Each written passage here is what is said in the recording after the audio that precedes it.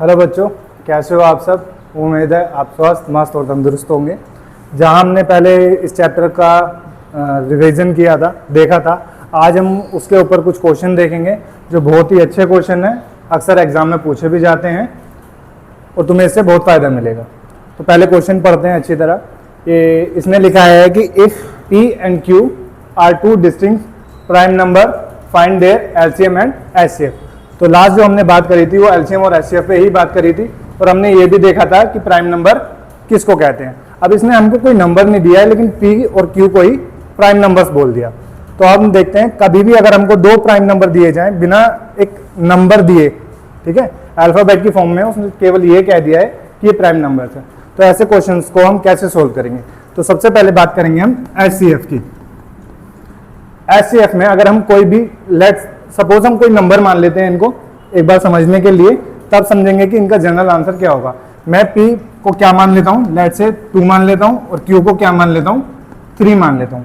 ये दोनों हमारे पास क्या है, प्राइम नंबर। उसने भी क्या बोला है कि प्राइम नंबर, ठीक है। तो इन अगर 2 और 3 के एचसीएफ की बात करें तो ऐसे प्राइम नंबर्स में ऐसे नंबर जिनमें कोई भी कॉमन मल्टीपल ना हो वो क्या कहलाते हैं हमारे। इसमें कुछ भी ऐसा नहीं है। अच्छा, इनके फैक्टर देखते हैं। एचसीएफ में हमने फैक्टर निकालने को बोला था, तो 2 इंटू 1 और उसका 3 इंटू 1। कॉमन फैक्टर हमारा क्या आएगा यहाँ पे, 1। तो एचसीएफ हमारा कितना आया, 1, ठीक है। हम और डिफरेंट नंबर लेते हैं, फॉर एग्जाम्पल 5 और 7। ये भी 2 प्राइम नंबर है।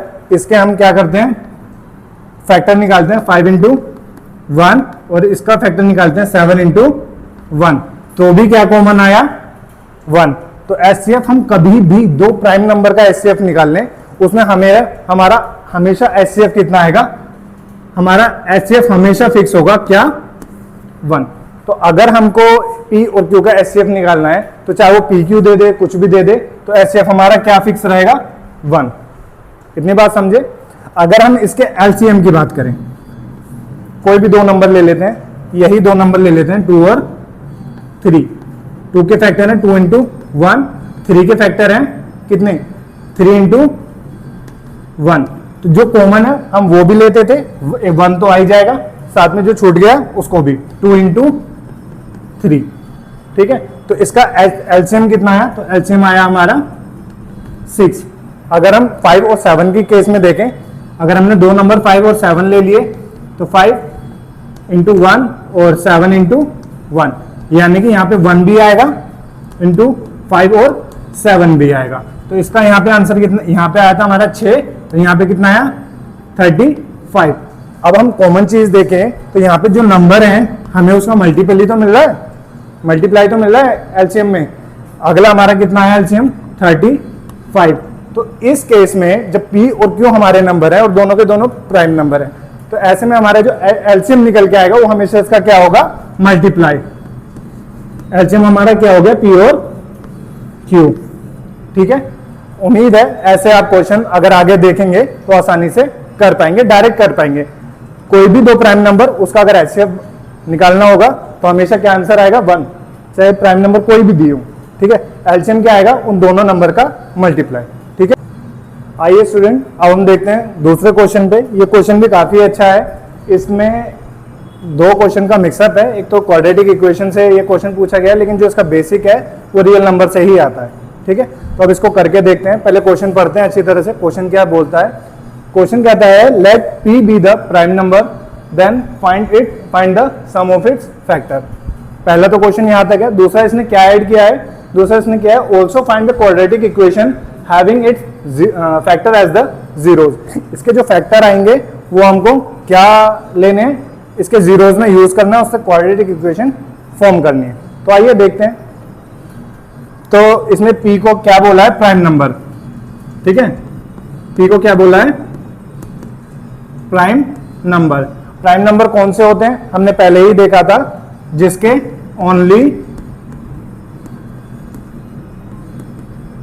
2 फैक्टर्स होते हैं।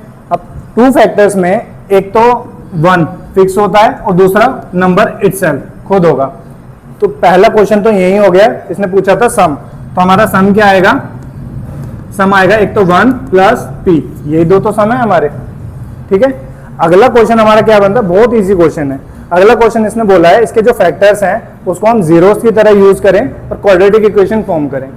तो ये आगे पढ़ेंगे कि क्या होता है। अभी मैं आपको डायरेक्ट बताता हूं कि क्वाड्रेटिक इक्वेशन निकालने का फॉर्मूला होता है हमारा x square plus minus sum of zeros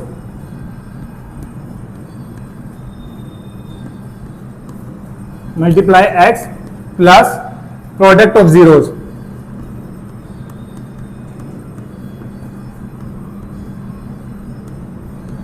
ठीक है, तो इसमें वैल्यू पुट कर देंगे एक्स स्क्वायर माइनस सम हमने कितना निकाला है 1 प्लस पी एक्स और प्रोडक्ट 1 और p का प्रोडक्ट करेंगे तो p ही आएगा plus p is equal to 0।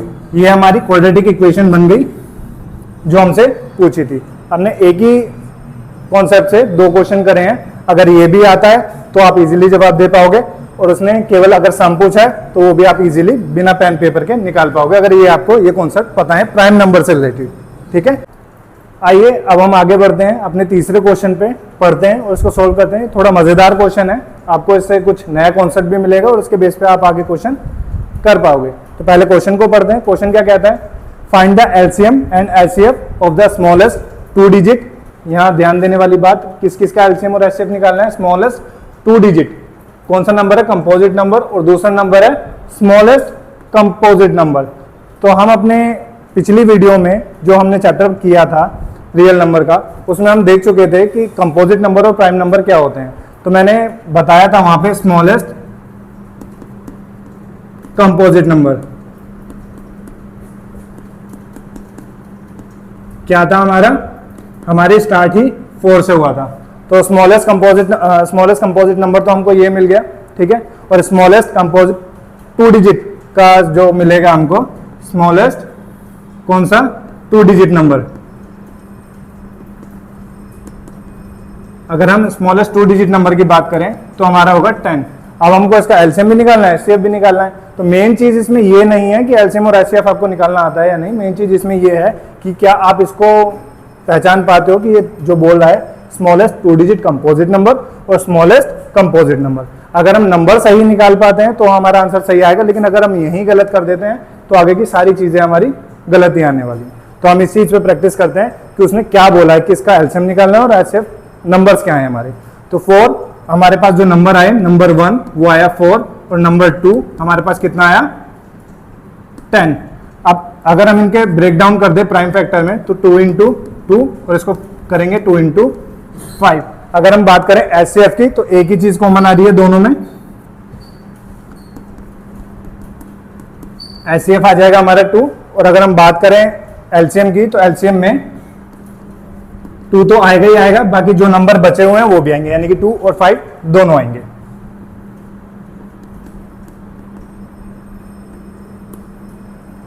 उम्मीद है आप लोग यहां तक समझ पाए होंगे। अच्छा, इसमें एक चीज और समझते हैं। अगर ये हमसे कुछ चेंज करने को कहता, फॉर एग्जाम्पल हमको ये 2 नंबर कौन से लिखने हैं, n1 तो हमको दिया है कि स्मॉलेस्ट,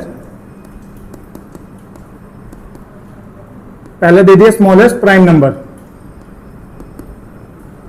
ठीक है, और दूसरे नंबर की बात कर रहा है, दूसरा नंबर हम ले लेते हैं स्मॉलेस्ट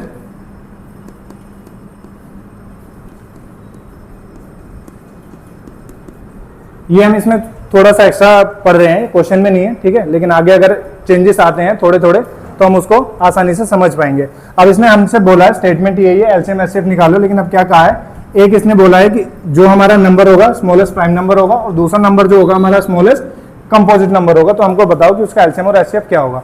तो पहले वाला अगर n1 की बात करते हैं तो स्मॉलेस्ट प्राइम नंबर क्या हमने पढ़ा था, 2 होता है, इससे छोटा कोई नहीं होता, ठीक। और अगर दूसरे की बात करें n2, स्मॉलेस्ट कंपोजिट नंबर क्या होता, 4 हुआ था। बस हमारे पास नंबर आ गए, तो अब हम इजीली क्या निकाल देंगे, एलसीएम और एचसीएफ। एचसीएफ की बात करें तो एचसीएफ कितना आएगा, इसके प्राइम फैक्टर लेंगे 2 इंटू 1, इसके लेंगे 2 इंटू 2।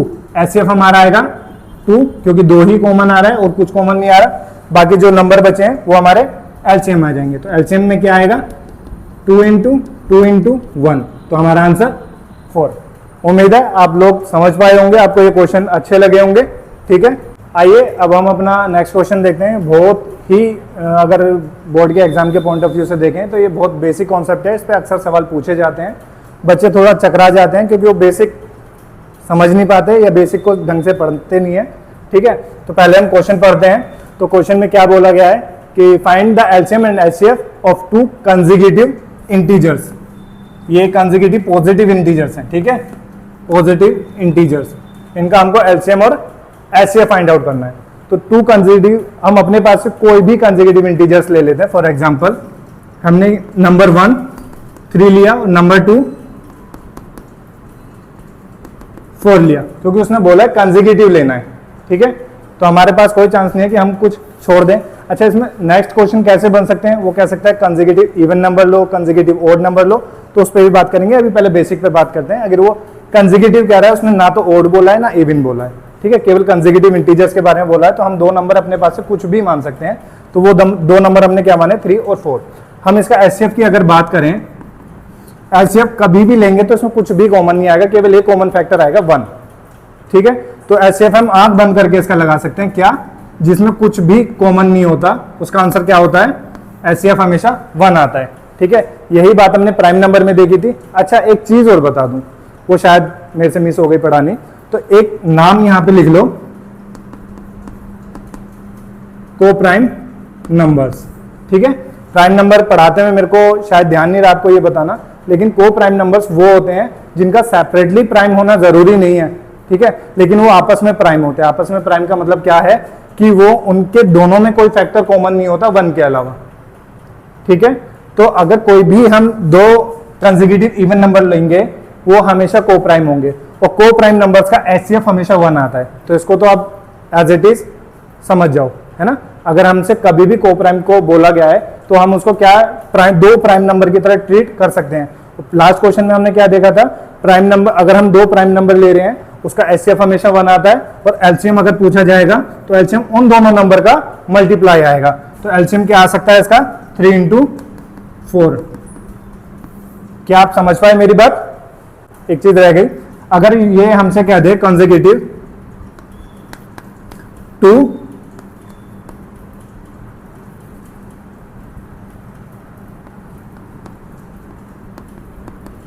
कंसेक्यूटिव इवन नंबर और दूसरा ओड नंबर, इन 2 के बारे में बात करें। अभी तक तो हमने बोला था कि 2 कंसेक्यूटिव नंबर्स हैं, केवल पॉजिटिव नंबर्स हैं। ठीक है, अब अगर हम उसको नाम दे दें 2 कंसेक्यूटिव इवन नंबर्स हैं या ओड नंबर्स हैं, ठीक है, उसका एग्जांपल लेके देखते हैं। फॉर एग्जांपल मैं कुछ भी ले लेता हूं, यहाँ पे 10 ले लेता हूं और यहाँ पे 12 ले लेता हूं। इसके बाद अगला नंबर यही आएगा। ठीक है, नंबर 1 मेरा ये हो गया और नंबर 2 मेरा ये हो गया। तो मेरा एचसीएफ कितना आएगा, देखो इवन नंबर है तो एचसीएफ भी पहला इवन नंबर ही आएगा। ठीक है, 1 को अगर किसी भी नहीं, 1 के बाद इवन नंबर जो भी पहला आएगा वो कितना आएगा, 2। कैसे आएगा वो मैं आपको बताता हूं। 10 और 12, इनका अगर फैक्टर करेंगे 2 × 5, इसका फैक्टर करेंगे 2 × 2 × 3, तो कितना आया, एचसीएफ मेरा 2 आया। तो ये इवन नंबर में हमेशा जो पहला इवन नंबर होगा वो मेरा एचसीएफ ही आएगा। ठीक है, और एलसीएम क्या होगा, एलसीएम निकाल सकते हैं 2 × ये कॉमन आ गया, इसके बाद जितना भी बचा 2 × 3 × 5, तो ये कितना है, 2 दूनी 4, 4 × 12, 12 × 5 60। ठीक है, अब अगर बात करें तो हमें एचसीएफ निकालने की तो कभी जरूरत ही नहीं पड़ेगी। अगर हमसे कहते 2 कंसेक्यूटिव क्या है, इवन नंबर है, तो एचसीएफ कितना होगा हमारा, हमेशा 2। अगर 2 कंसेक्यूटिव, केवल कंसेक्यूटिव बोल रहा है, ना इवन बोल रहा है ना ओड बोल रहा है, तो हमें हमेशा हमारा एचसीएफ कितना होगा, 1। यही केस अगर या तो 2 कंसेक्यूटिव कह दे या ओड कंसेक्यूटिव कह दे, उसके केस में भी हमारा एचसीएफ 1 ही आएगा। देखते हैं कैसे आएगा। अब अगर ओड का केस लें तो ओड में मैंने नंबर मान लिए कौन से, कोई भी मान लो, 3 और 3 का अगला 5, तो 3 के फैक्टर करूंगा 3 × 1 और 5 के फैक्टर करूंगा 5 × 1, तो एचसीएफ कितना आएगा, हमेशा 1। एलसीएम हमेशा कितना आएगा, ओड नंबर के केस में एलसीएम हमेशा हमारा वो आएगा जो नंबर का मल्टीप्लाई होगा। ठीक है, क्योंकि एचसीएफ अगर 1 आ गया तो एलसीएम को नंबर का मल्टीप्लाई होना ही पड़ेगा। ये हम आगे सीखेंगे। हमारा एक फॉर्मूला है उसमें हम सीखेंगे कि क्यों अगर HCF 1 आता है तो एलसीएम मल्टीप्लाई क्यों आता है। ठीक है, तो अभी एलसीएम, अभी के लिए एलसीएम कितना हो गया 15। उम्मीद है आप इतनी बातें समझ पाए होंगे। आइए बच्चों एक और हम बहुत अच्छा क्वेश्चन देखते हैं जिससे अक्सर क्वेश्चन पूछे जाते हैं बोर्ड एग्जाम में भी और आपके तरह तरह के एग्जाम में पूछे जाते हैं। तो पहले क्वेश्चन देखते हैं क्या है। ये कह रहा है if HCF of 85 and 153 is in the form of 85 n minus 153 then find n। तो हमको n की वैल्यू बतानी है। ठीक है, तो आइए देखते हैं इस तरह के क्वेश्चन को कैसे करते हैं। सबसे पहले हम क्या करेंगे, HCF निकालेंगे 85 और 153 का। तो अगर हम 85 और 153 के फैक्टर करें तो ये 17 इंटू 5 ये बनेगा, और अगर 153 के पेयर करेंगे तो हमको क्या मिला 17 इंटू 5 और 17 इंटू 3 इंटू 3। हम यहाँ ध्यान रखना 17 इंटू 9 अगर हम लिखेंगे तो गलत होगा क्योंकि 9 हमारा प्राइम फैक्टर प्राइम नंबर नहीं है, तो हमको जो नंबर लिखना है वो प्राइम फैक्टर में लिखना है। ठीक है, तो अभी हम देखते हैं इसका HCF हमारे पास क्या आया इसका